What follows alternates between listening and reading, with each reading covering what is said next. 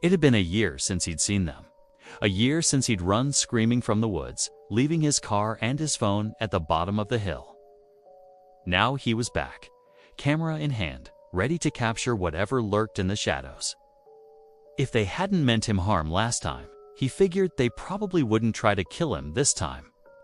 As the sun dipped below the horizon, he heard it again. A high-pitched whine like wind through a broken window pane.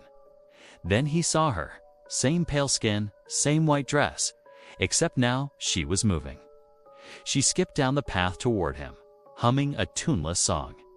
Her bare feet made no sound on the dry earth. Daniel raised his camera, snapped a couple of shots. She stopped abruptly, stared at him for a moment, then turned and vanished into the trees. Daniel pressed on. The trail was barely visible, but the whine was constant now, weaving around him like a hungry, unseen predator. Every instinct in his body screamed at him to run, but he forced himself to keep walking, to look for the source of the sound. That's when he saw him, the boy in the vest, sitting on a moss-covered stone. His head lolled to the side at an unnatural angle. His eyes were vacant, staring into the middle distance. Daniel approached cautiously. The boy didn't move until he was almost upon him. Then he turned, revealing a face that was as white as bone, devoid of any color or life. Daniel stumbled back, knocking over a gnarled tree root. The boy didn't respond, didn't blink, didn't breathe. Daniel took a few steps back, pointed his camera at the boy, and pulled the trigger. Click.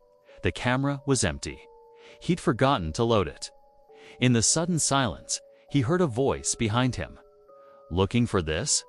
The girl was back, holding his camera at arm's length like a trophy. She tilted her head, letting the last rays of sunlight catch her face. For a moment, Daniel could see the blood in her veins, the rise and fall of her chest. She was real, but when he blinked, she was gone. He spun around, tripped over a root, and fell hard on the forest floor. Blood trickled out of a split on his forehead, mingling with the dirt and leaves. And as he lay there catching his breath, he heard the three of them emerge from the trees. They stood around him, their eyes burning holes into his skull. And he knew with a certainty that defied logic that they were here to take him with them.